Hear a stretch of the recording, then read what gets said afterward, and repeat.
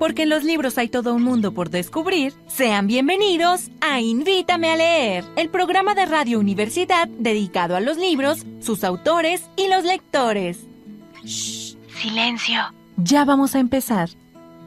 Yo conocí una vez a un colibrí que estornudaba con las flores, se intoxicaba cuando iba al jardín. ¿Qué tal, amigos? Muy buenos días. Sean bienvenidos a su programa Invítame a Leer. Doctor Horacio Cárdenas Sardoni, qué gusto compartir otra vez contigo esta pasión por los libros.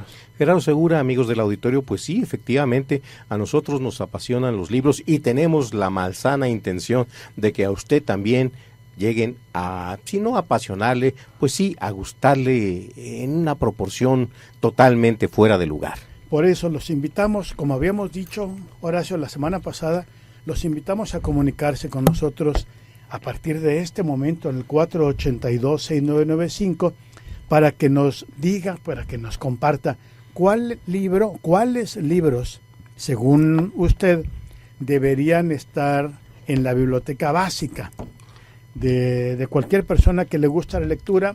Según usted, ¿con cuál libro debería incorporarse? Si alguien tiene dinero para decir, yo solamente puedo comprarme 3 libros por año por tales razones, ¿cuáles compraría este año?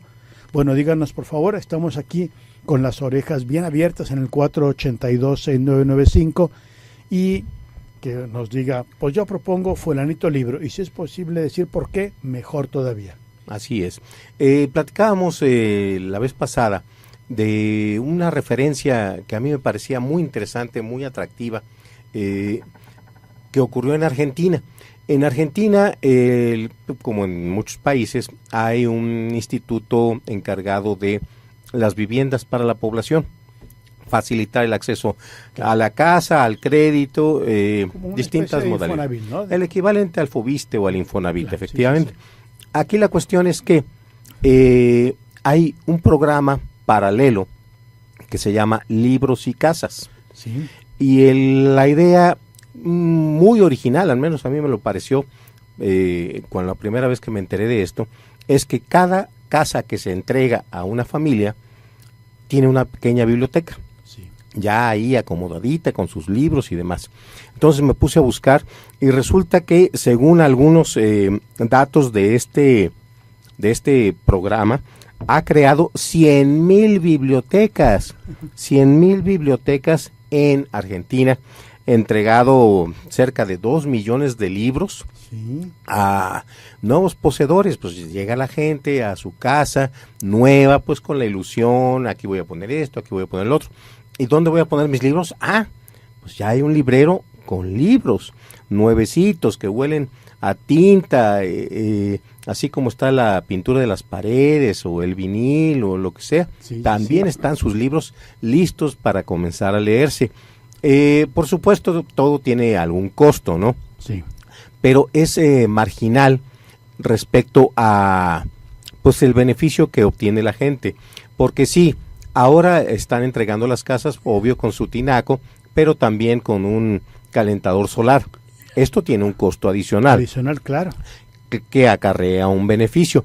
Pero a la hora que uno, cuando no tiene estos beneficios, híjole, este año sí voy a comprar el calentador solar, nunca lo compra uno. Sí. Este año sí voy a ser el librero y voy a empezar a comprar libros, no lo hace uno. Sí. Se van pasando los años y no ocurre. Entonces, ¿qué pasa con esta clase de programas, con estas intentonas gubernamentales que muy aplaudibles en mi opinión? Ya está ahí. Y además presumen ellos, con justa razón, de que el modelo se ha reproducido en Cuba, donde pues durante años han dicho que tienen una política social muy, muy fuerte, y también en Chile.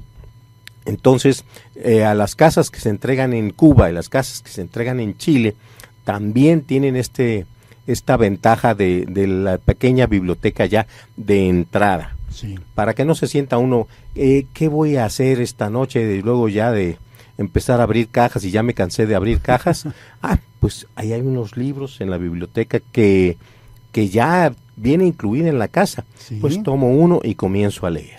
Fíjate que a propósito de la misma Argentina, Y en consonancia con esto de que estás comentando, Horacio, hay un programa que se llama Abuelas Cuentacuentos. Es un programa que nació de la fundación de Mempo Giardinelli, justamente en una ciudad que se llama Resistencia, donde vive Mempo Giardinelli y su esposa, su segunda esposa, que es quien impulsó fuertemente este programa. Y entonces todo empezó por abuelas jubiladas, un par de abuelas jubiladas vecinas de Mempo Giardinelli, que le decían que se sentían terriblemente mal porque pues ya jubiladas no tenían nada que hacer. Y que creo que es el síndrome de las personas jubiladas, ¿no? Que de pronto se quedan sin nada que hacer.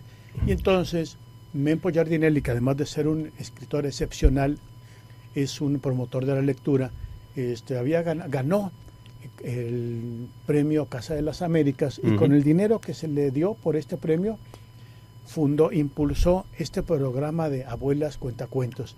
Invitó a estas vecinas para que fueran a una escuela primaria y les leyeran a los niños, con tal a sus propios nietos, con tal éxito que nietos de otros grados le dijeron: oiga, yo quiero que también mi abuelita venga y nos lea.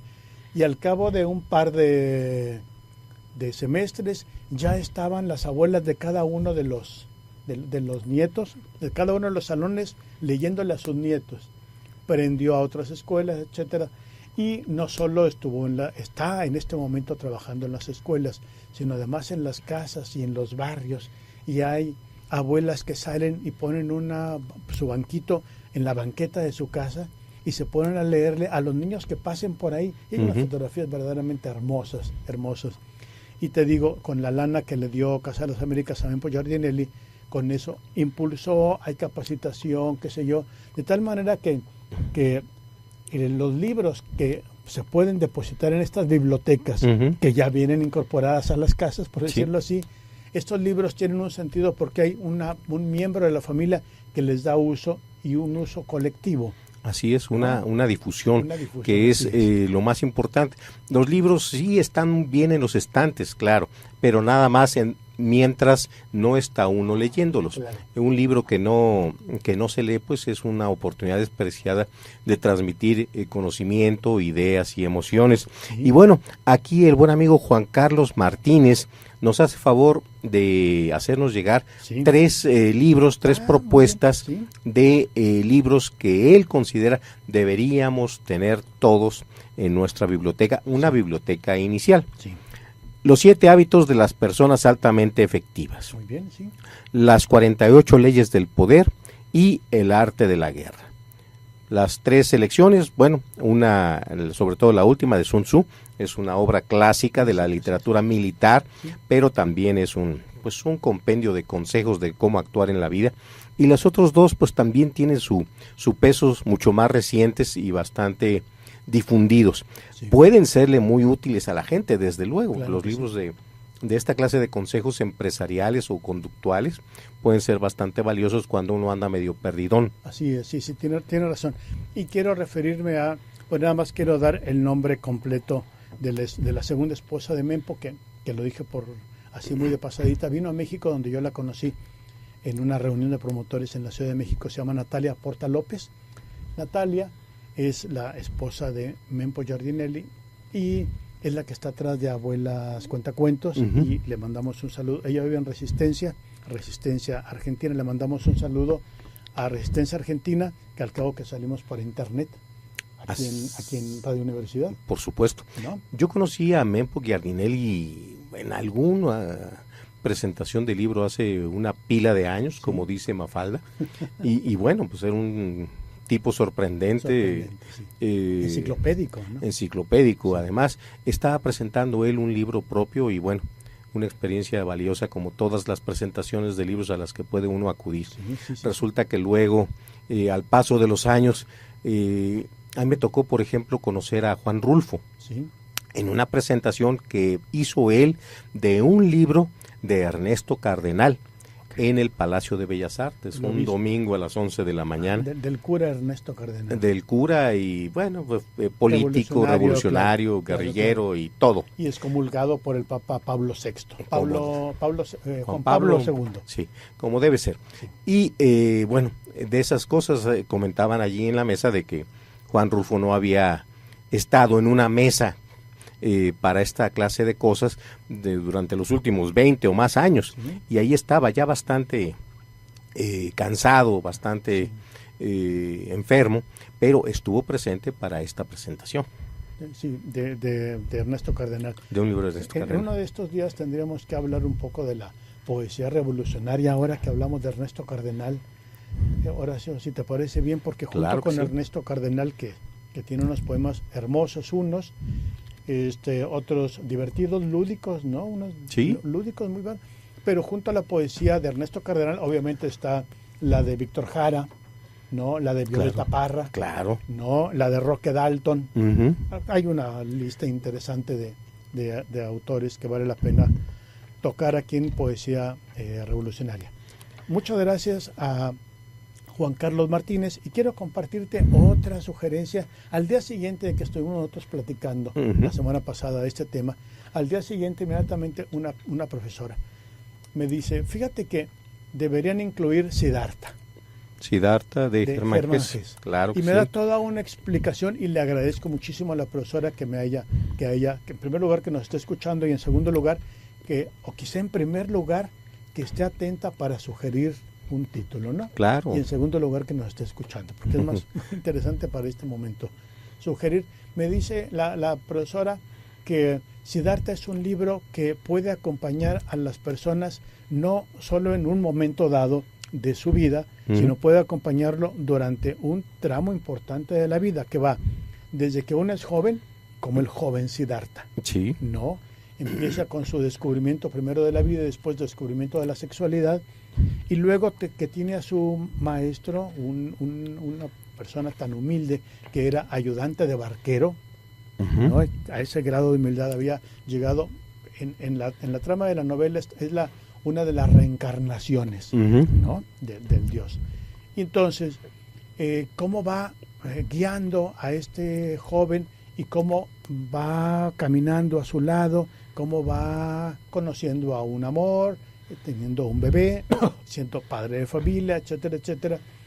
Y me dice la profesora, yo leí Siddhartha cuando empezó a dar clase en una escuela primaria recién egresada de la normal. Uh-huh. Hablamos, ella es una profesora jubilada, hablamos de hace, pues, ¿qué te diré? 40 años. Quizás sí. Sí.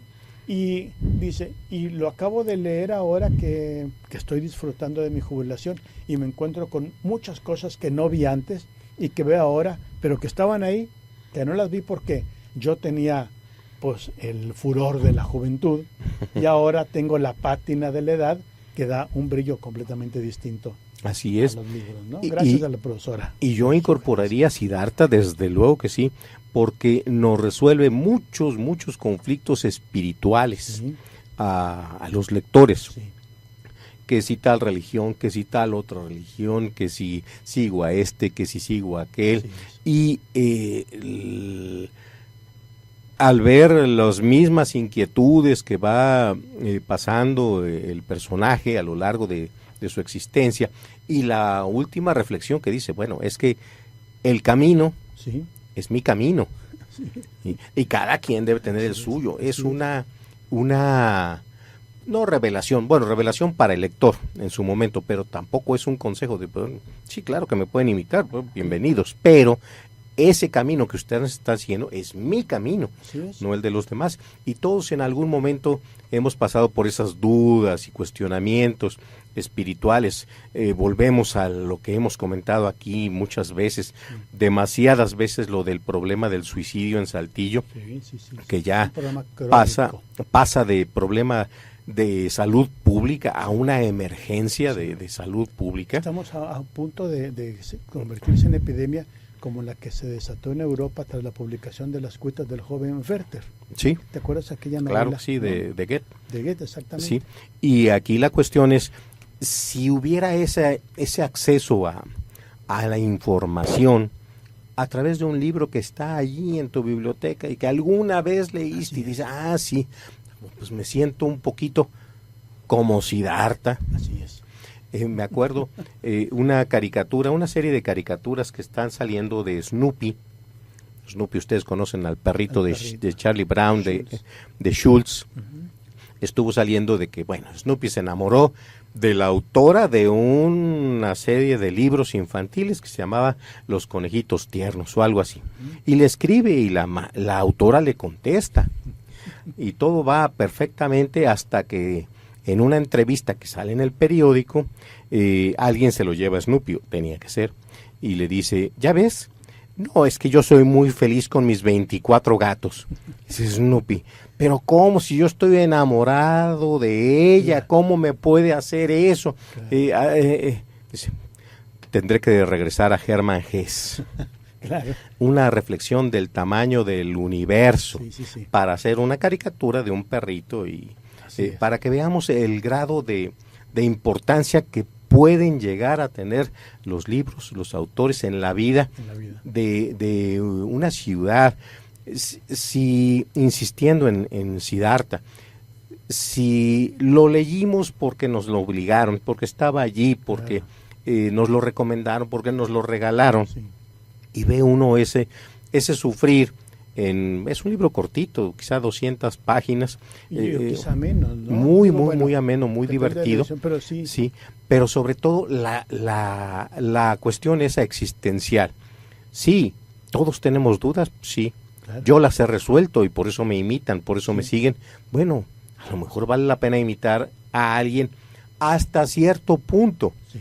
Y como decía un chiste no un chiste, era uno de los autores mexicanos que trabajaba con poemínimos. Efraín Huerta. Sí. Le dice el ángel al elevadorista, hasta el último piso, por favor, de allí sigo solo. Bueno, a lo mejor todos deberíamos, si tuviéramos esa pequeña línea que tú me hiciste favor recordar, no me acordaba del nombre del autor, de Efraín Huerta, pues voy a subir hasta el último piso y de allí sigo solo. Sí. Sí. Así es, eso de brincar, no, de ahí sigo solo, claro, pero para arriba. Si estamos en el 482-6995, 482-6995, gustan ustedes llamarnos y sugerir cuál es el o los libros que ustedes creen que deberíamos tener todos en la biblioteca básica. Hay una sentencia que me parece absurda, como lo peor de lo absurdo que uno puede decir. ¿Cuáles son los libros que deberías leer antes de morir? Pues después de muerto ya no voy a leer. Bueno, fíjate que yo desde hace tiempo tengo una frase, ¿sabes qué? Yo cuando me muera, me entierran con un ejemplar de Martín Fierro, porque quiero releerlo con calma. Claro, o del Ulises de Joyce, ¿verdad? Sí, a ver si ahora sí lo entiendo. Y bueno, buscando información para este programa, me encontré una pequeña biblioteca básica, para que veas que no andamos tan desencaminados a la hora de formular ideas para este programa. ¿Sí? Resulta que el gobierno del estado de Yucatán, no el actual, sino hace 2 o 3 sexenios, elaboró una pequeña biblioteca básica que deberían tener todos los yucatecos. Sí. Algunos de los títulos son la colonización de los mayas peninsulares, El filibustero, esta es una novela de aventuras de Eligio Ancona, muy amena, es una novela de piratería. Eligio Ancona. Ajá. Es un libro de piratería, totalmente entretenido. Pero esa es la intención. Me quedé patinando porque pensé que era de Cooper, pero Cooper es el autor del filibustero, así tal cual nada más. Bueno. Sí, es que una novela de aventuras especial para que uno pierda el tiempo cuando tiene 13 años y... No, pero no es tiempo perdido, es tiempo ganado. Bueno, en los antiguos reinos del jaguar, recordemos que el jaguar es todavía un animal que anda en las selvas de... Y que en algún momento fue, para los mayas, para la cultura, fue un animal sagrado. Así es, cómo no. Nuestra historia con minúsculas. Es una historia de la sociedad yucateca, Sí. pero escrita de las cosas que no se convierten en historia, Sí. sino ¿qué desayunaste? ¿Qué desayuné yo? ¿Te acuerdas de aquel chisme, aquella broma, etcétera? La historia escrita con minúsculas. Es un libro muy interesante sobre costumbres del pueblo de Yucatán. Álbum de canciones yucatecas. En Yucatán tiene una larga tradición de trova de amor. Bueno, la trova es toda de amor, si no me equivoco. Hasta, Y bueno, hasta que la tomaron en sus manos Pablo Milanés y Silvio Rodríguez. hasta que se hizo política. Sí, así es. Exactamente. Sí, la vieja trova yucateca, bueno, tenía su larga tradición. Y este libro, porque es un libro, álbum de canciones yucatecas, es para tener presente, pues, las canciones también forman parte, como los corridos, Sí. de la historia de los pueblos. Está este libro también, Fray Estanislao y el enano de Uxmal, Sí. Huellas de Mérida. Este otro libro muy interesante, La Revolución en Yucatán. Este libro habla sobre Salvador Alvarado, que yo he comentado aquí en un par de ocasiones, un general revolucionario que llegó a gobernar Yucatán y realmente revolucionó, valga la redundancia, en la forma de gobernar un pueblo indígena como es el de los yucatecos. La miel y las abejas, La tierra enrojecida, Hechos de Yucatán, El teatro de Yucatán, Selvas, mares y huracanes. Este es un libro muy interesante que habla sobre el entorno de aquella zona. Y por supuesto no podía faltar Canek, es la historia del indio maya que pues se levanta en armas en la época de la guerra de castas. Y ahí, para abundar un poco sobre esta biblioteca básica de los yucatecos, faltaría a mi gusto, y obviamente a mi gusto, desde luego que no soy yucateco, ni tengo ascendencia, yo que tengo ascendencia veracruzana, pero no, y de San Luis Potosino, pero no yucateca. Vendría el libro de El Charras. Charras. Esta novela justamente del Charras, que es uno de los líderes del movimiento sindicalista del transporte en Yucatán, en Mérida específicamente, y que el gobernador Loret de Mola desapareció por razones políticas en aquel momento, y que es una novela que sigue todavía vigente. Fue publicada en los años 80 por Joaquín Mortiz, si no mal recuerdo, en la serie Nueva Narrativa Hispánica, y me acuerdo de todo excepto del autor, que es Zavala. ¿Cómo se llama? No, ahorita me acuerdo. Bien. Que es importante porque habla de la historia de Yucatán, ¿no? De un momento político en la historia de Yucatán. Sí, y lo interesante de esto es que estos colección de libros, ¿sí?, que bueno, es difícil ya conseguirlos en impreso, están en PDF. En la página del gobierno de Yucatán están estos libros, datan del sexenio de Ivonne Ortega, pero lo interesante es eso, hicieron una recopilación de textos que le hablan a la gente de la realidad de su estado, de su ciudad, de su medio de vida, de los problemas de su entidad. Entonces creo que eso es altamente enriquecedor para una biblioteca básica de una familia. Aquí podríamos hacer una equiparación, los textos de Carlos Manuel Valdés a lo largo de varios siglos de historia indígena y de las relaciones de poder, los españoles, la colonia, hasta textos mucho más modernos, pero muy interesante decir, de aquí vienes, ¿sí? ¿Cómo es posible que pensemos, bueno, en mi caso, primero me encontré la historia de Yucatán para una biblioteca básica y no encontré una de Coahuila, por ejemplo? La Universidad Autónoma de Coahuila publicó la colección Siglo XX, escritores coahuilenses, con 26, 20, algo así, de autores que son como los autores básicos del siglo XX, de acuerdo con el consejo editorial que se conformó para el propósito. Claro. No fue un berrinche de alguien ni un capricho de político de no sé quién. Fueron un consejo editorial en el que, entre otras personas, estaba Carlos Manuel Valdés, de quien has hablado, estaba Javier Villarreal Lozano, don Roberto Orozco Melo, Jaime Muñoz Vargas de Torreón, Julián Herbert, es decir, personas que le sabían, el profesor Gilberto Duque, personas que le sabían y que por ahí deben andar estos libros. Por ahí andan, pero ojalá hubieran estado en una biblioteca familiar en cada una de las casas y en cada uno de los hogares coahuilenses. Así es. Vamos a una pausa, Horacio. Regresamos. En un apartamento. Saca tu separador de páginas, porque vamos a hacer una pausa, pero en un momento regresaremos para seguir leyendo. El Sistema Universitario de Radio de la Universidad Autónoma de Coahuila, en el bien Fincamos el Saber, transmite en Saltillo a través de XHUACS 104.1 MHz de frecuencia modulada. La cultura universitaria en el cuadrante. Radio Universidad, en cumplimiento de la ley, transmite a continuación las siguientes pautas del Instituto Nacional Electoral. Hola, soy Jackie Nava, ex campeona mundial de boxeo. Creo que en la política y en el deporte uno debe de jugar limpio, sin trampas. Los del PRI repiten y repiten por todos los medios las mismas falsas noticias contra el del PAN. Son golpes bajos, no dejes que te engañen. Solo buscan dañar a un joven brillante y honesto en el que muchos creemos. Yo, como tú, creo que México merece un cambio joven y valiente. Partido Acción Nacional. Habla Ricardo Anaya, candidato de la coalición por México al Frente. Esta no es una elección más. Está en juego el futuro de toda una generación.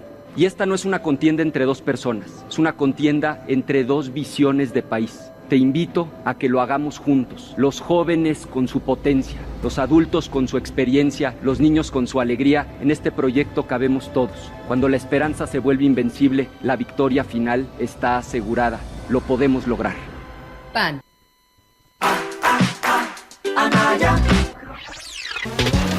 Todos al frente marcando el camino, juntos podemos cambiar el destino. Todos al frente marcando el camino, juntos podemos cambiar el destino. Todos al frente derriba ese muro, juntos podemos cambiar el futuro. Anaya, el futuro comienza en el presente. Anaya, juntos, por México al frente. Movimiento Ciudadano. La carrera de Historia de la Escuela de Ciencias Sociales de la Universidad Autónoma de Coahuila te invita a escuchar Voz de la Memoria, un lugar de análisis sobre el proceso de formación de nuestra identidad. Escúchalo todos los miércoles a las 12 del mediodía por el 104.1 FM de Radio Universidad, la cultura universitaria en el cuadrante.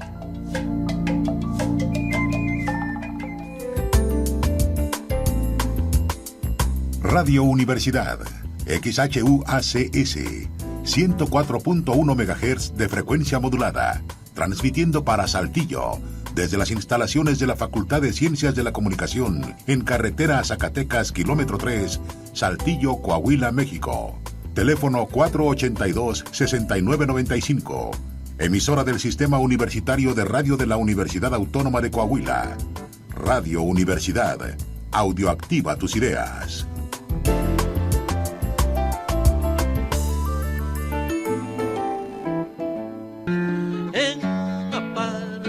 Ya estamos de regreso. Abre tu libro para seguir leyendo.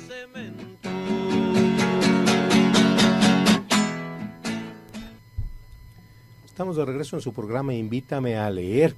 Y bueno, ¿recuerdas tú, por supuesto que sí, que en la época de José Vasconcelos se planteó la existencia de bibliotecas esenciales? Sí. Mucha gente ha criticado el proyecto y el programa de José Vasconcelos porque eran libros un tanto fuera de la realidad, de los habitantes del México posrevolucionario.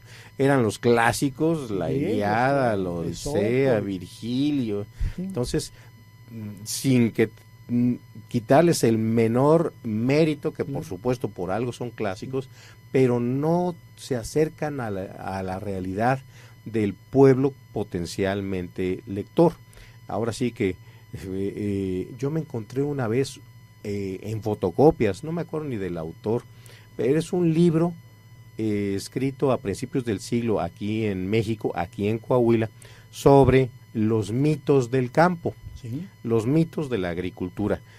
O era alguien de Hermanos Escobar, o era alguien de Chapingo, Sí. y él chismeaba, se reía, se pitorreaba. No, es que llegan con los agricultores y les dicen, no, mira, es que esta semilla, mira, tú la siembras, es resistente al frío, resistente al calor, no necesita agua y da unas cosechas inmensas. Digo, pues, y la gente se lo cree.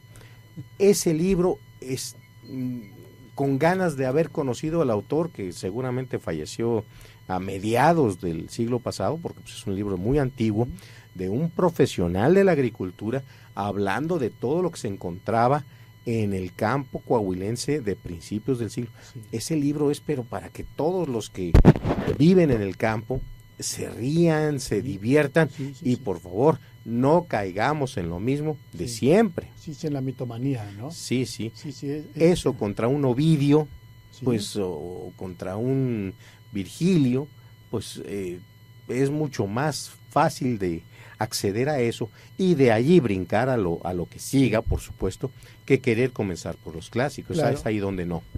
Tampoco, y sin que estos comentarios supongan que estamos menospreciando la capacidad intelectual de las personas, que deben empezar por el libro básico, y después el menos básico, etcétera, etcétera. Sino cuando un libro se defiende por sí mismo, tú has tenido esa experiencia, Horacio. Claro. Le puedes dar un autor inexpugnable a una persona con pocos estudios, pero que algo le dice y lo atrapa. Eso, No, que algo te diga, que Sí. algo te mueva. Sí, y no decimos, va a leer Ovidio o va a leer a Safo, solo aquella persona que haya leído antes estos 70 títulos, para que le pueda entender. Creo que sería una visión, pues una visión rígida, ¿no? Muy rígida, y de que los hay, Sí, claro. Los norteamericanos, que tienden a la rigidez, tienen grados de complejidad para los libros. Sí. Libros empiezan con los de preescolar, que por cierto tienen un programa increíble los americanos, que se llama 1000 libros antes del kinder. ¿Sabe usted lo que son 1000 libros antes del kinder? Sí. Bueno, todos los libros esos que no tienen palabras, Sí. que son desde unos de plástico para bañar, para la bañera, otros que tienen unas mordederas, todos claro. esos libros cuentan. Sí. Entonces, ya cuando se juntan todos esos libros más los de dibujitos, pues, sí pueden llegar a ser 1000 libros. Bueno, la idea es que haya 1000 libros antes de que el niño comience a leer. Claro, sí, y tal ya cual. que comienza a leer, ahora sí viene la parte de rigidez, viene para K03 y K06 y K9 y K12 y John Odles y demás. Claro. A lo mejor está demasiado estructurado, a lo mejor funciona bien, quiero pensar que sí, porque bueno, pues, leen mucho más que nosotros, Sí. pero pues no menospreciar, porque luego pasa que quiero yo leer Julio Verne, por supuesto, y me lo encuentro en una versión K6, me voy a deprimir. Sí. Yo quiero el original. Entonces, sí corre unos riesgos con esta cuestión. Sí, y ¿cuál es un libro que tú propones para incorporarlo a esta biblioteca básica? Horacio, un libro así que tú crees que debería, pues no debería, bueno, más bien, debería estar al acceso, ¿no? A la disposición de todo el mundo en nuestra casa o qué sé yo, ¿no? Un libro que tú dijeras, este es un libro que les va a gustar. Bueno, a mí me gustan para este efecto Sí. todos los libros de Jack London. Ahora sí, es una colección enorme, si No, quiere, hombre, pues claro. Pero Viste en mi pata de palo. claro, ahora sí, con mi Garfio. Es que, Claro. ¿cuál es la idea? Pensemos en una casa modesta como la de estos programas Libros y Casas allá en Buenos Aires, para no meternos en las tragedias locales.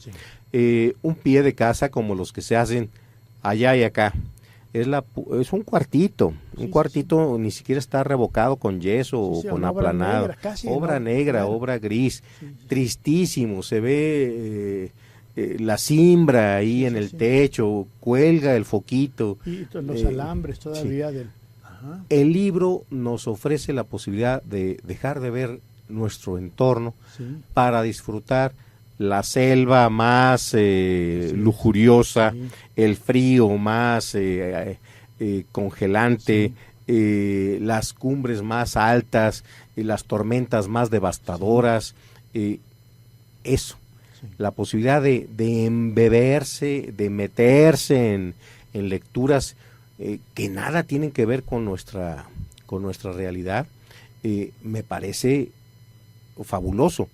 Y qué manera de lograr una fuga productiva, quiero llamarlo así, una fuga productiva, salir de mi realidad deprimente y triste para ver un universo en el que a lo mejor me siento motivado para participar en eso. ¿Sí? Si pienso yo en Viaje a la Luna de Julio Verne, bueno, ¿qué necesito para ser viajero a la Luna? Bueno, necesito una nave espacial, bueno, necesito ser ingeniero, necesito la preparatoria y la secundaria y la primaria con buenas calificaciones en matemáticas. Entonces yo ya empiezo a perfilar en base a algo que leía, a un objetivo. Es que yo quiero ir a la Luna, sí. ¿Y cómo? Pues mira, todos estos pasos intermedios que son muchísimos. Sí. Pero si no tengo ese libro que me diga, wow, es que la Luna, y mira, aquí hay un libro que se llama Viaje a la Luna, o Viaje a 20.000 leguas, de viaje submarino, viaje submarino, Viaje al centro de la Tierra. Ese Viaje al centro de la Tierra. Hay uno que se llama El faro del fin del mundo. Sí. Quiero ir al faro, quiero ir al fin del mundo, y ahí el faro. Hay un faro, claro. Ahí está el faro. Claro. Y ahí está la novela de Julio Verne. Sí, entonces estas novelas de aventuras para mí son esenciales. Claro, lo que comenta nuestro amigo Juan Carlos Martínez es interesante, pero ya tiene un paso un poquito más elevado de didactismo. Así es, sí. Del consejo útil, eficiente, incluso lo comentábamos hace un momento, Siddhartha sería muy interesante, pero ya no solo como literatura, sino también con el ganchito de aquí puedo aprender algo. Sí, específicamente de Jack London. Yo estoy pensando en los dos libros del perro, Colmillo Blanco claro. Y El llamado de la selva, ¿no? Que son libros trepidantes, literalmente son trepidantes. Uno lo tiene entre sus manos el libro y parece que el libro está vibrando con todo lo que está ocurriendo ahí en la historia que cuenta Jack London. Y luego hay otra novela que es apasionante, absorbente y al mismo tiempo con un matiz de desgracia, que es Martin Eden, que es una especie de autobiografía, claro, ¿no? De Jack London y cómo se sufre desde la perspectiva que él lo plantea para escribir y para ser reconocido y para obtener dinero y para poder acceder a una clase social distinta a la propia y aparentemente mejor. Y el final es verdaderamente sorprendente. Dramático. Es dramático, así es. Yo me tuve que regresar para ver si estaba leyendo bien. Dije, porque capaz que está hablando de un personaje de los que inventa. No está hablando de Martin Eden, un personaje que crea Martin Eden, que es el escritor de quien se habla, ¿no? Y luego un cuento también de Jack London, del que hemos hablado aquí, que se llama Encender un fuego, que es esta historia de la persona que va en el Yukon rumbo al campamento junto a su caballo y que desoye la advertencia de los lugareños, no camine solo por el Yukon, no camine solo, y él desoye esto y le pasa lo que le pasa. Es un cuento de 18 páginas y que es también impresionante, ¿no? Sí. Es encender un fuego. Estos son, y tiene un montón más. Las aventuras en los mares del sur, por ejemplo, que es un libro, no es de mis preferidos, pero sí es un libro que me gustó mucho. En especial, ahí viene un cuento que se llama Los Aventureros, las 4 historias de los 4 aventureros que van contando su propia aventura de cómo es que están donde están en ese momento, a la vera de la vía del ferrocarril, tomándose un café recalentado en una lata son 4 vagabundos y que están contando ahí sus historias. Es, bueno, Jack London, ¿no? Jack London. Hay un par de libros de Jack London que yo leí, no recuerdo sus nombres, después de tantos de él que he leído, pero hablan sobre la frontera de México y Texas. Es cierto. Muy buenos, porque habla desde la visión. Ahora estamos acostumbrados, es que nos quitaron el territorio, cruzaron la frontera y es que el Álamo, bla, bla, bla. No, él habla de la cantina, donde entra un fulano que iba con el perro, un perro entrenado para matar, y como el personaje, el héroe, dice, no, pues primero mato al perro y luego lo mato a él, porque esa clase de reflexiones muy de frontera, las serpientes, el desierto, habla concretamente de Laredo. Y a mí me llamó muchísimo la atención porque es una novela que uno, sus trabajos los ubica uno en el Mar del Sur, en Alaska, en otros. No piensa uno que también nuestro México y la frontera eran sitios de aventura. Es muy interesante, libros que nos hablan de nosotros mismos en otras épocas. Hay un escritor que a mí me gusta mucho, B. Traven, que él escribió varios libros sobre México desde una perspectiva muy casi amorosa. Así es como la rebelión de los colgados, ¿no? La rebelión de los colgados es un libro brillante. Hay un libro que a mí me llama mucho la atención porque parece que lo escribió viviendo allí. Se llama La Rosa Blanca. Es cierto, la de la expropiación petrolera. Así es, de cómo se abrieron los campos petroleros, cómo era la Huasteca y la costa veracruzana y tamaulipeca antes de que llegaran las compañías. Muy ameno. El tesoro de la Sierra Madre. Nosotros no sabemos la Sierra Madre oriental y occidental y el nudo huasteco y bla, bla, bla, pero lo sabemos de oír. No, cuando lee uno, incluso les recomiendo ver la película de John Huston, El tesoro de la Sierra Madre. ¿Por qué? Pues es el buscador de oro que anda, el gambusino que anduvo por aquí seguramente, porque cómo descubrieron las minas que hoy hay en los minerales aquí en Coahuila, en Ocampo, en Sierra Mojada, en Michoacán, Sonora, aquí más cerquita, hay por Carneros. Todo eso es gente, esa gente, y venía aquí a buscar, y ahora sí que qué vida tan difícil. Ahí lo cuenta, era el gringo, el guía mexicano y 2 mulas, y eso era, y se lanzaban a la búsqueda del oro. Muchas veces no lo encontraban, una que otra vez que sí. Tenían éxito. Estamos recibiendo estas sugerencias de nuestro buen amigo José Luis Cuevas. José Luis Cuevas dice, él sugiere El arte de la guerra, coincide con nuestro primer radioescucha, La sombra del viento. Por supuesto, de Carlos Ruiz Zafón. Ruiz Zafón, exactamente. Ensayo sobre la ceguera. Muy interesante, de José Saramago. José Saramago, exactamente, es un portugués. Y además incluye Estas ruinas que ves, de Jorge Ibargüengoitia, que es una novela muy divertida. Creo que en esa,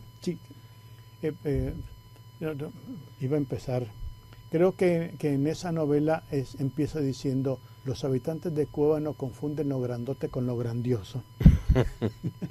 Pero solo los de Cueva, no, por fortuna, el resto del país no lo confunde. No, claro que no. Y las intermitencias de la muerte. También de José Saramago. Claro que sí. Y dice José Luis Cuevas que a su ver son los libros que él incluiría en una biblioteca básica, y como podemos ver hay un poco el abanico se amplía porque va desde El arte de la guerra, las novelas del portugués José Saramago, y esta novela de Jorge Ibargüengoitia, ¿no? Muchas gracias a José Luis Cuevas. Sí, muchísimas gracias por su comentario, y bien, ya está ahí como una sugerencia para nuestros amigos. Y hay un librito así en ese término muy entrañable que escribió Rudyard Kipling. Rudyard Kipling es famoso por El libro de la selva, sí. el que luego popularizó Walt Disney sin que hubiera necesidad de que lo popularizara. Sí. Pero bueno, el otro libro que a mí me gusta mucho, e incluso lo usaba yo en mis clases en la universidad, se llama El hombre que sería rey. Es un libro, 50 paginitas. Sí. Un hombre que son dos soldados británicos. Están en el momento en el que, pues bueno, ya nos echaron fuera, se acabó nuestro enganche con el ejército de su majestad. Sí. ¿Y tú qué vas a dedicarte? Yo voy a ser rey. Y entonces se dedican ambos, pues el otro le sigue la corriente, pues tampoco tiene nada que hacer, se dedican a buscar un país donde él pudiera ser rey. Y es un libro fenomenal a nivel de las posibilidades de que lo que alguien puede llegar a ser cuando pone el suficiente empeño o la suficiente locura con tal de lograr un objetivo. Sí. Y es la película también es de John Huston, curiosamente, también es altamente recomendable. Incluso la hace que fue 007, Sean Connery. Sí. Sean Connery. Le va muy bien lo del tipo inglés, explorador y soldado. Entonces, es un libro que con 50 hojitas nos puede decir, yo puedo lograr casi lo que yo quiera, solamente con echarle las suficientes ganas y el suficiente ingenio. Claro. Es un libro que debe estar en toda biblioteca básica.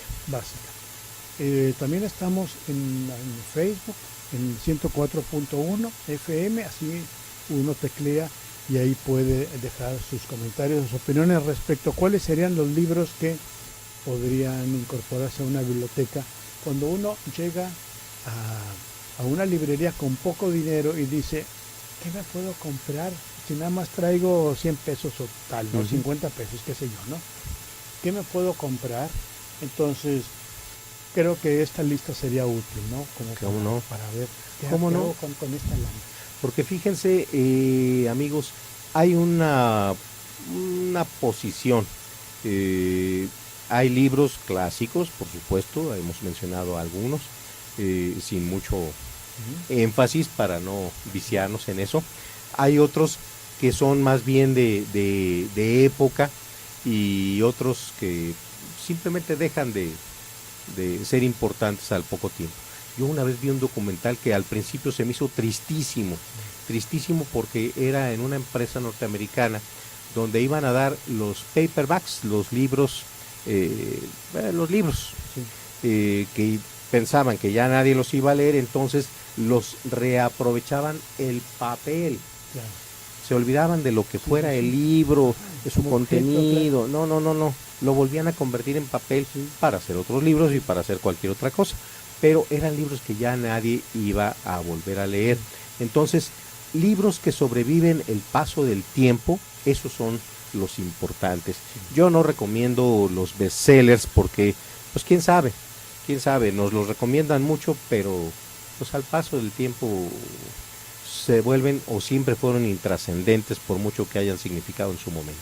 Sí, fíjate que ocurre lo contrario con libros como los de Juan Rulfo, justamente, que permanentemente se están imprimiendo y reimprimiendo y distribuyendo. Y también yo propongo para esta biblioteca básica los 2 libros, de los 3 que escribió, yo propongo los 2 libros más populares de él, El Llano en Llamas, este volumen de cuentos, ¿no? Que es bellísimo, son hermosísimos. Tengo años de estarlos leyendo, no sé cuántos años. Yo creo que desde una profesora me pidió que los leyera en la preparatoria de la Escuela de Minería en Rosita hace una buena porción de años. Y todavía el año pasado, que fue el aniversario de su natalicio, también los releí. Lo volví a echarles otro ojito y me sigue sorprendiendo la belleza de la literatura de Juan Rulfo. No importa que ya sepa en qué se acaban, porque son de estos cuentos que no cuentan una historia que al resolverse se le acaba el encanto, sino el encanto está en cómo va contando la historia. Así es. Y es como una diamante, que uno lo va moviendo, que de hecho lo que lo va moviendo es el paso de los años por uno, uno lo va moviendo y la luz se va reflejando de modo distinto en cada uno de sus facetas, ¿no? Así es, y tienen la enorme ventaja de que son baratos. Baratos. ¿Por qué? Pues porque ya tienen más de cierto número de años. No es que no tengan derechos, siguen teniendo derechos, pero se reimprimen en ediciones ya muy económicas, entonces se vuelven especialmente atractivos para esto. Yo incluiría un par de libros sobre la revolución, quizá La sombra del caudillo, Los de abajo. ¿Por qué? Pues porque de allí venimos y ojalá no vayamos para allá. Entonces, si dicen que hay que conocer la historia para que la historia no se repita, bueno, esta es la mejor manera de que las cosas, nuestro mundo, nuestra propia existencia, no vaya por donde va la corriente, sino poder oponer, no, eso no, porque ya lo vivimos. A mí la novela de la revolución, muchas de las novelas de los trabajos del general Urquizo y de Heriberto Frías me da la impresión de que no tienen ni pies ni cabeza. Y no tienen ni pies ni cabeza porque la revolución en sí misma tampoco tenía ni pies ni cabeza. Entonces, cuando lee uno Los de abajo o El águila y la serpiente, se queda uno, bueno, es que ¿de qué se trató? Claro. Matan al que yo consideraba que era bueno. Entonces, ¿qué? No, efectivamente, no tiene ni pies ni cabeza y por eso está así.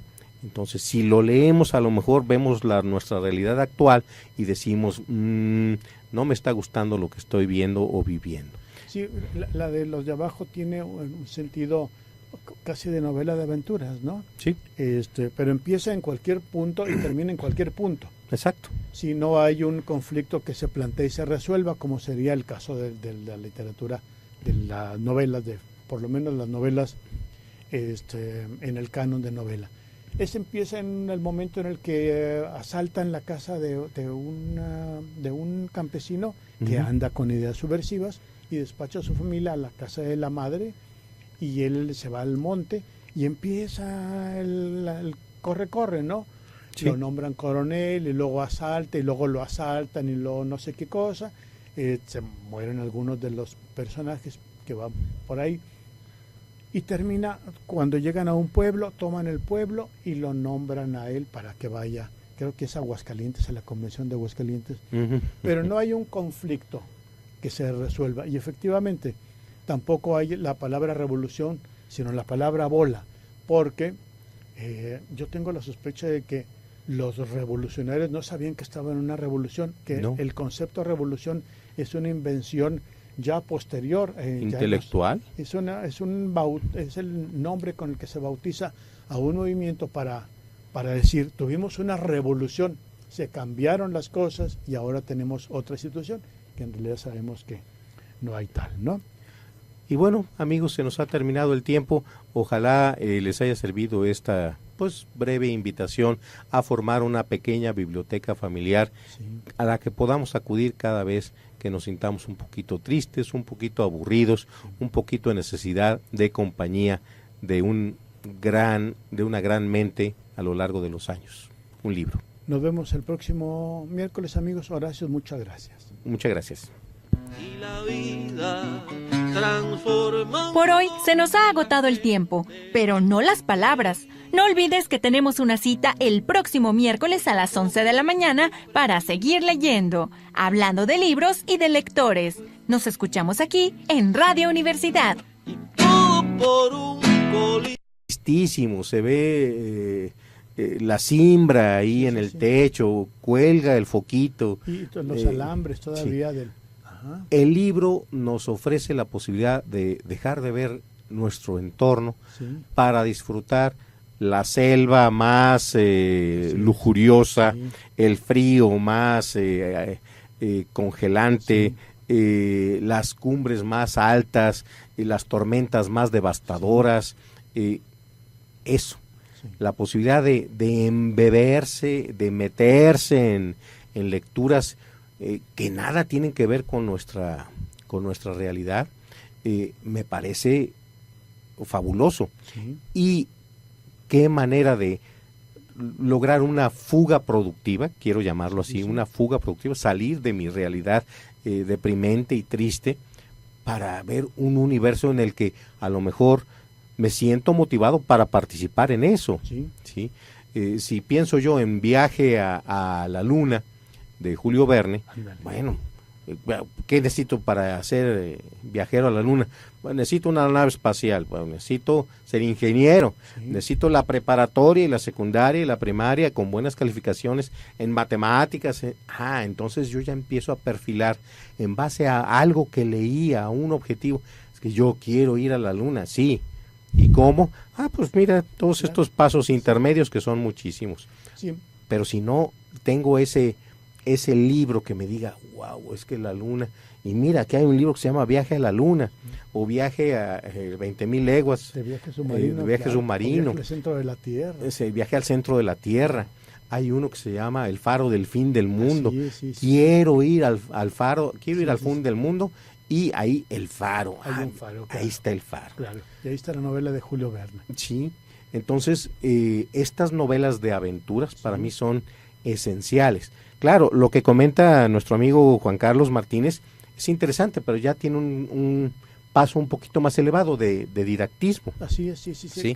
Del consejo útil, eficiente, incluso lo comentábamos hace un momento, Siddhartha sería muy interesante, pero ya no solo como literatura, sino también con el ganchito de aquí puedo aprender algo. Sí, específicamente de Jack London, yo estoy pensando en los dos libros del perro, Colmillo Blanco, claro, y El llamado de la selva, ¿no? Que son libros trepidantes, literalmente son trepidantes. Uno lo tiene entre sus manos el libro y parece que el libro está vibrando con todo lo que está ocurriendo ahí en la historia que cuenta Jack London. Y luego hay otra novela que es apasionante, absorbente y al mismo tiempo con un matiz de desgracia, que es Martin Eden, que es una especie de autobiografía, claro, ¿no?, de Jack London, y cómo se sufre desde la perspectiva que él lo plantea para escribir y para ser reconocido y para obtener dinero y para poder acceder a una clase social distinta a la propia y aparentemente mejor. Y el final es verdaderamente sorprendente. Dramático. Es dramático, así es. Yo me tuve que regresar para ver si estaba leyendo bien. Dije, porque capaz que está hablando de un personaje de los que inventa. No está hablando de Martin Eden, un personaje que crea Martin Eden, que es el escritor de quien se habla, ¿no? Y luego un cuento también de Jack London, del que hemos hablado aquí, que se llama Encender un fuego, que es esta historia de la persona que va en el Yukon rumbo al campamento junto a su caballo y que desoye la advertencia de los lugareños, no camine solo por el Yukon, no camine solo. Y él desoye esto y le pasa lo que le pasa. Es un cuento de 18 páginas y que es también impresionante, ¿no? Sí. Es encender un fuego. Estos son, y tiene un montón más. Las aventuras en los mares del sur, por ejemplo, que es un libro, no es de mis preferidos, pero sí es un libro que me gustó mucho. En especial, ahí viene un cuento que se llama Los Aventureros, las 4 historias de los 4 aventureros que van contando su propia aventura de cómo es que están donde están en ese momento, a la vera de la vía del ferrocarril, tomándose un café recalentado en una lata. De esas, son 4 vagabundos y que están contando ahí sus historias. Es, bueno, Jack London. Jack London. Hay un par de libros de Jack London que yo leí, no recuerdo sus nombres, después de tantos de él que he leído, pero hablan sobre la frontera de México y Texas. Es cierto. Muy buenos, porque habla desde la visión. Ahora estamos acostumbrados, es que nos quitaron el territorio, cruzaron la frontera y es que el Álamo, bla, bla, bla. No, él habla de la cantina, donde entra un fulano que iba con el perro, un perro entrenado para matar, y como el personaje, el héroe, dice, no, pues primero mato al perro y luego lo mato a él, porque esa clase de reflexiones muy de frontera, las serpientes, el desierto. Habla concretamente de Laredo, Y a mí me llamó muchísimo la atención porque es una novela que uno, sus trabajos los ubica uno en el Mar del Sur, en Alaska, en otros. No piensa uno que también nuestro México y la frontera eran sitios de aventura. Es muy interesante, libros que nos hablan de nosotros mismos en otras épocas. Hay un escritor que a mí me gusta mucho, B. Traven, que él escribió varios libros sobre México desde una perspectiva muy casi amorosa. Así es como la rebelión de los colgados, ¿no? La rebelión de los colgados es un libro brillante. Hay un libro que a mí me llama mucho la atención porque parece que lo escribió viviendo allí. Se llama La Rosa Blanca. Ah, es cierto, la de la expropiación petrolera. Así es, de cómo se abrieron los campos petroleros, cómo era la Huasteca y la costa veracruzana y tamaulipeca antes de que llegaran las compañías. Muy ameno. El tesoro de la Sierra Madre. Nosotros no sabemos la Sierra Madre oriental y occidental y el nudo huasteco y bla, bla, bla, pero lo sabemos de oír. No, cuando lee uno, incluso les recomiendo ver la película de John Huston, El tesoro de la Sierra Madre. ¿Por qué? Pues es el buscador de oro que anda, el gambusino que anduvo por aquí seguramente, porque cómo descubrieron las minas que hoy hay en los minerales aquí en Coahuila, en Ocampo, en Sierra Mojada, en Michoacán, Sonora, aquí más cerquita, hay por Carneros. Todo eso es esa gente, y venía aquí a buscar, y ahora sí que qué vida tan difícil. Ahí lo cuenta, era el gringo, el guía mexicano y 2 mulas, y eso era, y se lanzaban a la búsqueda del oro. Muchas veces no lo encontraban, una que otra vez que sí. Tenían éxito. Estamos recibiendo estas sugerencias de nuestro buen amigo José Luis Cuevas. José Luis Cuevas dice, él sugiere El arte de la guerra, coincide con nuestro primer radioescucha, La sombra del viento. Por supuesto, de Carlos Ruiz Zafón. Ruiz Zafón, exactamente. Ensayo sobre la ceguera. Muy interesante, de José Saramago. José Saramago, exactamente, es un portugués. Y además incluye Estas ruinas que ves, de Jorge Ibargüengoitia, que es una novela muy divertida. Creo que en esa... iba a empezar... Creo que en esa novela empieza diciendo, los habitantes de Cueva no confunden lo grandote con lo grandioso. Pero solo los de Cueva, no, por fortuna, el resto del país no lo confunde. No, claro que no. Y Las intermitencias de la muerte. También de José Saramago.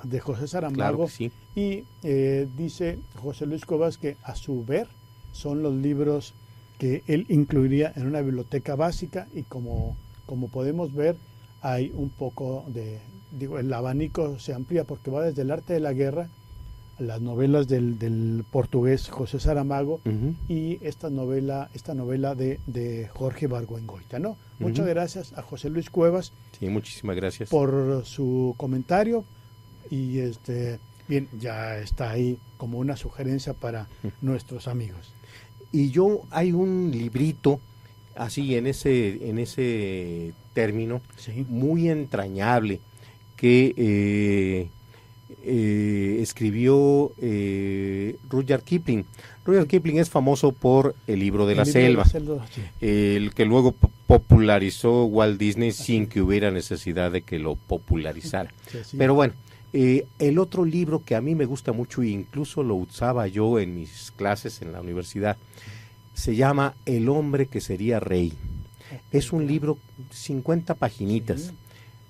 Un hombre que son 2 soldados británicos. Están en el momento en el que, pues bueno, ya nos echaron fuera, se acabó nuestro enganche con el ejército de su majestad. ¿Y tú qué vas a dedicarte? Yo voy a ser rey. Y entonces se dedican ambos, pues el otro le sigue la corriente, pues tampoco tiene nada que hacer, se dedican a buscar un país donde él pudiera ser rey. Y es un libro fenomenal, a nivel de las posibilidades de que lo que alguien puede llegar a ser cuando pone el suficiente empeño o la suficiente locura con tal de lograr un objetivo. Sí. Y la película también es de John Huston, curiosamente, también es altamente recomendable. Incluso la hace que fue 007, Sean Connery. Sí. Sean Connery. Le va muy bien lo del tipo inglés, explorador y soldado. Entonces, es un libro que con 50 hojitas nos puede decir, yo puedo lograr casi lo que yo quiera, solamente con echarle las suficientes ganas y el suficiente ingenio. Claro, es un libro que debe estar en toda biblioteca básica. También estamos en Facebook, en 104.1 FM, así uno teclea y ahí puede dejar sus comentarios, sus opiniones respecto a cuáles serían los libros que podrían incorporarse a una biblioteca. Cuando uno llega a una librería con poco dinero y dice, ¿qué me puedo comprar? Si nada más traigo 100 pesos o tal, ¿no? 50 pesos, qué sé yo, ¿no? ¿Qué me puedo comprar? Entonces, creo que esta lista sería útil, ¿no? Para ver qué hago con esta lana. Porque fíjense, amigos, hay una posición. Hay libros clásicos, por supuesto, hemos mencionado algunos, sin mucho énfasis para no viciarnos en eso. Hay otros que son más bien de época y otros que simplemente dejan de ser importantes al poco tiempo. Yo una vez vi un documental que al principio se me hizo tristísimo porque era en una empresa norteamericana donde iban a dar los paperbacks, los libros, que pensaban que ya nadie los iba a leer, entonces los reaprovechaban el papel. Claro. Se olvidaban de lo que fuera el libro, de su contenido. Objeto, no. Lo volvían a convertir en papel para hacer otros libros y para hacer cualquier otra cosa. Pero eran libros que ya nadie iba a volver a leer. Entonces, libros que sobreviven el paso del tiempo, esos son los importantes. Yo no recomiendo los bestsellers porque, pues quién sabe, nos los recomiendan mucho, pero pues al paso del tiempo se vuelven o siempre fueron intrascendentes por mucho que hayan significado en su momento. Sí, fíjate que ocurre lo contrario con libros como los de Juan Rulfo, justamente, que permanentemente se están imprimiendo y reimprimiendo y distribuyendo. Y también yo propongo para esta biblioteca básica los 2 libros, de los 3 que escribió, yo propongo los 2 libros más populares de él, El Llano en Llamas, este volumen de cuentos, ¿no? Que es bellísimo, son hermosísimos. Tengo años de estarlos leyendo, no sé cuántos años. Yo creo que desde una profesora me pidió que los leyera en la preparatoria de la Escuela de Minería en Rosita hace una buena porción de años. Y todavía el año pasado, que fue el aniversario de su natalicio, también ¿no? Lo releí. Lo volví a echarles otro ojito y me sigue sorprendiendo la belleza de la literatura de Juan Rulfo. No importa que ya sepa en qué se acaban, porque son de estos cuentos que no cuentan una historia que al resolverse se le acaba el encanto, sino el encanto está en cómo va contando la historia. Así es. Y es como una diamante, que uno lo va moviendo, que de hecho lo que lo va moviendo es el paso de los años por uno lo va moviendo y la luz se va reflejando de modo distinto en cada uno de sus facetas, ¿no? Así es, y tienen la enorme ventaja de que son baratos. ¿Por qué? Pues porque ya tienen más de cierto número de años. No es que no tengan derechos, siguen teniendo derechos, pero se reimprimen en ediciones ya muy económicas, entonces se vuelven especialmente atractivos para esto.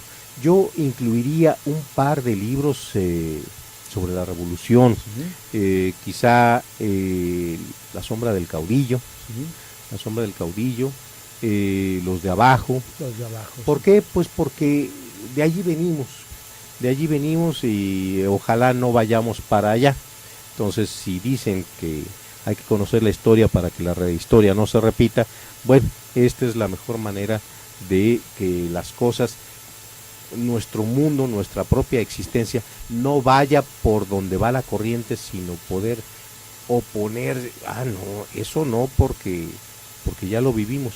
A mí la novela de la Revolución, muchas de las novelas de los trabajos del general Urquizo, Sí. Y de Heriberto Frías, me da la impresión de que no tienen ni pies ni cabeza. Sí. Y no tienen ni pies ni cabeza porque la revolución en sí misma tampoco tenía ni pies ni cabeza. Ni pies ni cabeza, sí. Entonces, cuando lee uno los de abajo, o El águila y la serpiente, se queda uno, bueno, es que ¿de qué se trató? Claro. Matan al que yo consideraba que era bueno. Entonces, ¿qué? No, efectivamente, no tiene ni pies ni cabeza y por eso está así. Entonces, si lo leemos, a lo mejor vemos nuestra realidad actual y decimos, no me está gustando lo que estoy viendo o viviendo. Sí, la de los de abajo tiene un sentido casi de novela de aventuras, ¿no? Sí. Pero empieza en cualquier punto y termina en cualquier punto. Exacto. Si no hay un conflicto que se plantee y se resuelva, como sería el caso de la literatura, de las novelas, por lo menos las novelas en el canon de novela. Ese empieza en el momento en el que asaltan la casa de un campesino que anda con ideas subversivas y despacha a su familia a la casa de la madre, y él se va al monte y empieza el corre-corre, ¿no? Sí. Lo nombran coronel y luego asalta y luego lo asaltan y luego no sé qué cosa. Se mueren algunos de los personajes que van por ahí. Y termina cuando llegan a un pueblo, toman el pueblo y lo nombran a él para que vaya. Creo que es Aguascalientes, en la convención de Aguascalientes. Pero no hay un conflicto que se resuelva. Y efectivamente, tampoco hay la palabra revolución, sino la palabra bola. Porque yo tengo la sospecha de que los revolucionarios no sabían que estaban en una revolución, que no. El concepto revolución es una invención ya posterior. ¿Intelectual? Es el nombre con el que se bautiza a un movimiento para decir, tuvimos una revolución, se cambiaron las cosas y ahora tenemos otra situación, que en realidad sabemos que no hay tal, ¿no? Y bueno, amigos, se nos ha terminado el tiempo. Ojalá les haya servido esta breve invitación a formar una pequeña biblioteca familiar, sí, a la que podamos acudir cada vez que nos sintamos un poquito tristes, un poquito aburridos, un poquito en necesidad de compañía de una gran mente a lo largo de los años. Un libro. Nos vemos el próximo miércoles, amigos. Horacio, muchas gracias. Muchas gracias. Y la vida transforma. Por hoy se nos ha agotado el tiempo, pero no las palabras. No olvides que tenemos una cita el próximo miércoles a las 11 de la mañana para seguir leyendo, hablando de libros y de lectores. Nos escuchamos aquí en Radio Universidad. Hay otros que son más bien de época y otros que simplemente dejan de ser importantes al poco tiempo. Yo una vez vi un documental que al principio se me hizo tristísimo porque era en una empresa norteamericana donde iban a dar los paperbacks, los libros, que pensaban que ya nadie los iba a leer, entonces los reaprovechaban el papel. Claro. Se olvidaban de lo que fuera el libro, de su contenido, claro. No, lo volvían a convertir en papel para hacer otros libros y para hacer cualquier otra cosa, pero eran libros que ya nadie iba a volver a leer. Entonces, libros que sobreviven el paso del tiempo, esos son los importantes. Yo no recomiendo los bestsellers porque, quién sabe, nos los recomiendan mucho, pero al paso del tiempo se vuelven o siempre fueron intrascendentes por mucho que hayan significado en su momento. Sí, fíjate que ocurre lo contrario con libros como los de Juan Rulfo, justamente, que permanentemente se están imprimiendo y reimprimiendo y distribuyendo. Y también yo propongo para esta biblioteca básica los 2 libros, de los 3 que escribió, yo propongo los 2 libros más populares de él, El Llano en Llamas, este volumen de cuentos, ¿no? Que es bellísimos, son hermosísimos. Tengo años de estarlos leyendo, no sé cuántos años. Yo creo que desde una profesora me pidió que los leyera en la preparatoria, en la Escuela de Minería en Rosita, hace una buena porción de años. Y todavía el año pasado, que fue el aniversario de su natalicio, también ¿no? lo releí. Lo volví a echarles Claro. otro ojito y me sigue sorprendiendo la belleza de la literatura de Juan Rulfo. No importa que ya sepan que se acaban, porque son de estos cuentos que no te cuentan, no cuentan una historia que al resolverse se le acaba el encanto, sino el encanto está en cómo va contando la historia. Así es. Y es como una diamante, que uno lo va moviendo, que de hecho lo que lo va moviendo es el paso de los años por uno lo va moviendo y la luz se va reflejando de modo distinto en cada uno de sus facetas, ¿no? Así es, y tienen la enorme ventaja de que son baratos. Baratos. ¿Por qué? Pues porque ya tienen más de cierto número de años. No es que no tengan derechos, siguen teniendo derechos, pero se reimprimen en ediciones ya muy económicas, entonces se vuelven especialmente atractivos para esto. Yo incluiría un par de libros sobre la revolución, quizá La sombra del caudillo, Los de abajo. ¿Por qué? Pues porque de allí venimos y ojalá no vayamos para allá. Entonces, si dicen que hay que conocer la historia para que la historia no se repita, bueno, esta es la mejor manera de que las cosas, nuestro mundo, nuestra propia existencia, no vaya por donde va la corriente, sino poder oponer, no, eso no, porque ya lo vivimos. A mí la novela de la revolución, muchas de las novelas de los trabajos del general Urquizo y de Heriberto Frías, me da la impresión de que no tienen ni pies ni cabeza. Y no tienen ni pies ni cabeza porque la revolución en sí misma tampoco tenía ni pies ni cabeza. Entonces, cuando lee uno Los de abajo o El águila y la serpiente, se queda uno, bueno, es que ¿de qué se trató? Matan al que yo consideraba que era bueno. Entonces, ¿qué? No, efectivamente, no tiene ni pies ni cabeza y por eso está así. Entonces, si lo leemos, a lo mejor vemos nuestra realidad actual y decimos, no me está gustando lo que estoy viendo o viviendo. Sí, la de Los de abajo tiene un sentido casi de novela de aventuras, ¿no? Sí. Pero empieza en cualquier punto y termina en cualquier punto. Exacto. Si no hay un conflicto que se plantee y se resuelva, como sería el caso de la literatura, de las novelas, por lo menos las novelas en el canon de novela. Ese empieza en el momento en el que asaltan la casa de un campesino que anda con ideas subversivas y despacha a su familia a la casa de la madre, y él se va al monte y empieza el corre, ¿no? Sí. Lo nombran coronel y luego asalta y luego lo asaltan y luego no sé qué cosa. Se mueren algunos de los personajes que van por ahí. Y termina cuando llegan a un pueblo, toman el pueblo y lo nombran a él para que vaya. Creo que es Aguascalientes, en la convención de Aguascalientes. Pero no hay un conflicto que se resuelva. Y efectivamente, tampoco hay la palabra revolución, sino la palabra bola. Porque yo tengo la sospecha de que los revolucionarios no sabían que estaban en una revolución, que el concepto revolución es una invención ya posterior, intelectual. Es el nombre con el que se bautiza a un movimiento para decir, tuvimos una revolución, se cambiaron las cosas y ahora tenemos otra situación, que en realidad sabemos que no hay tal, ¿no? Y bueno, amigos, se nos ha terminado el tiempo. Ojalá les haya servido esta breve invitación a formar una pequeña biblioteca familiar a la que podamos acudir cada vez que nos sintamos un poquito tristes, un poquito aburridos, un poquito de necesidad de compañía de una gran mente a lo largo de los años. Un libro. Nos vemos el próximo miércoles, amigos. Horacio, muchas gracias. Muchas gracias. Y la vida transforma. Por hoy se nos ha agotado el tiempo, pero no las palabras. No olvides que tenemos una cita el próximo miércoles a las 11 de la mañana para seguir leyendo, hablando de libros y de lectores. Nos escuchamos aquí en Radio Universidad.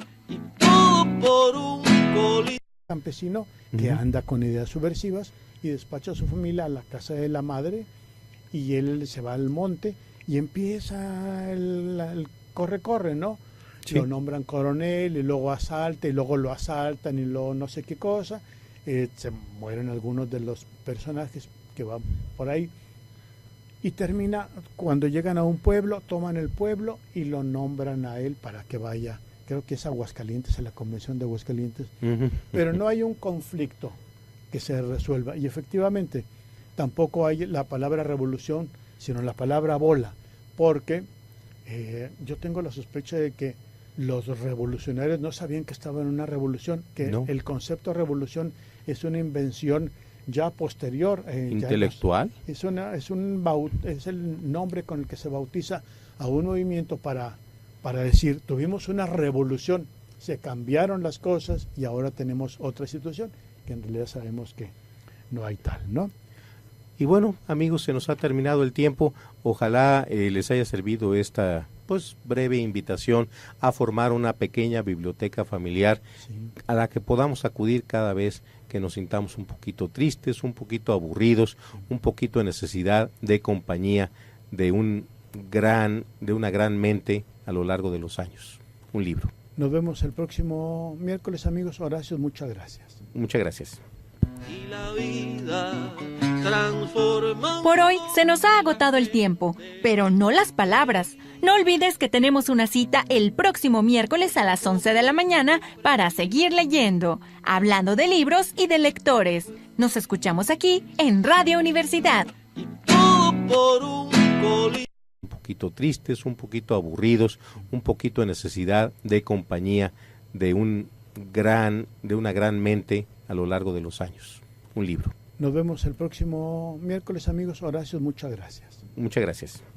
Y la vida transforma. Por hoy se nos ha agotado el tiempo, pero no las palabras. No olvides que tenemos una cita el próximo miércoles a las 11 de la mañana para seguir leyendo, hablando de libros y de lectores. Nos escuchamos aquí en Radio Universidad. Una cita el próximo miércoles a las 11 de la mañana para seguir leyendo, hablando de libros y de lectores. Nos escuchamos aquí en Radio Universidad. Estamos aquí en Radio Universidad.